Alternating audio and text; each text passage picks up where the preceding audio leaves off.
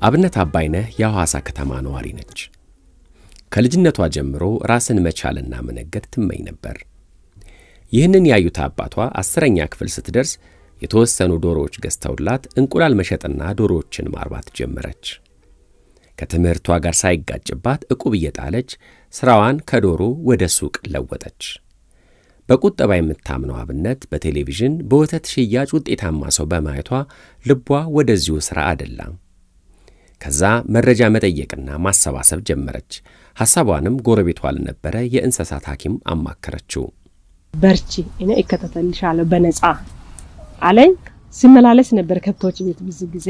አጋጣሚ አንድ ብዙ ከብቶች አለው ሰውዬ ነበርና እሱ እንዲህ ስለጓጓው ብቻ ምን አለኝ፣ በናዝሬት ቴሌግራም የተላከለት እንትን ነበርና አሳየኝ። ሳይ በቃ እንዲወደድኳት። ላሚቷ ዝምተኛ ናት፣ ጆልቤ ነው ምንላት ስሟ በስዳምኛ ነው ያ ጆልቤ። ከዛ በኋላ መጣችልኝ ጆልቤ ያልኳት ያው ቤት ውስጥ እኔ ጋር ነው መታ እርጉዘና መታ እኔ ጋር ወለደች። ከዛ በኋላ በሷ ብር ደግሞ ዕቁብ ይጥል ነበር።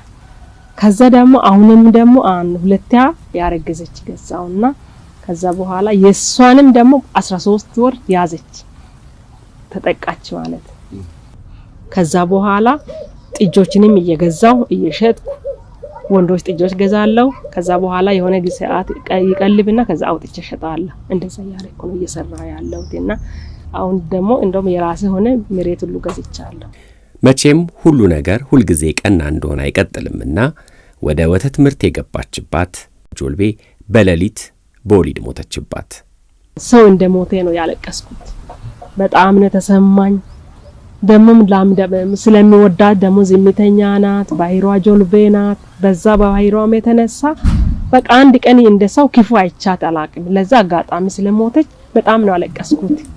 በዚህ ፈታኝ ወቅት ስራዋን ለማስፋፋት ገንዘብ በሚያስፈልግባት ጊዜ ነው ከፍታውን በቴሌቪዥን ነበር ያየሁት፣ በሚዲያ ነበር ከፍታ ሲያስተዋውቁ።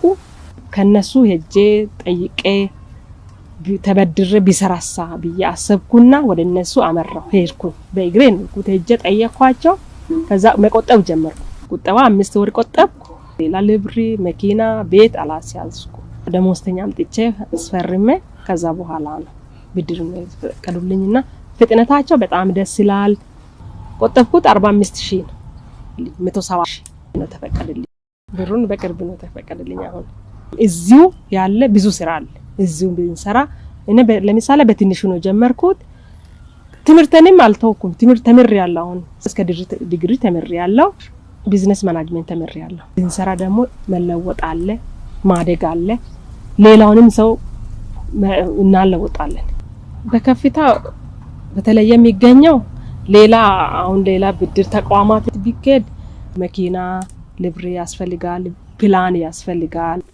አብነት ከከፍታ የቁጠባና ብድር አገልግሎት ብድር ብቻ አይደለም ያገኘችው፣ ውጤታማ እንዲሆን ነው ያረጋኝ። 2-3 ስልጣና ትሬኒንግ የወሰድኩት በጣም የተመቸኝ ከስራ ጋር አያይዞ ነው የሚሰጡት። ሰዓቱን በአግባቡ መጠቀም ያለበት ስልጣና ወስጃለሁ። ይሄ ከፍታ ለወጣቱ ስለተመሰረተ ለወጣት ስለሆነ ለወጣቶች ደግሞ ብዙ ጥቅም እየሰጠ ነው ያለው። በአሁን ራሱ እየሰጠ ያለው እኔ ራሱ ተጠቃሚ ነኝ። ከቆጠብክ ደግሞ አንድ ሰው በሁለት ሰው ዋሳርገ መውሰድ ነው፣ ችግር የሚከለክል ነገር የለም። አሁን ለምሳሌ ባንክ ብናበድር ብንቆጥብ ራሱ የራሳችን ብር ነው የምንወስደው። ግን እዚህ ቁጠባ ከፍታ ስንመጣ ደግሞ 4 እጥፍ እየሰጡን ያለውና በጣም ጥሩ ነው። እኔ ተጠቃሚ ስለሆንኩ ሌላም ተጠቃሚ እንዲሆን ነው የምፈልገው።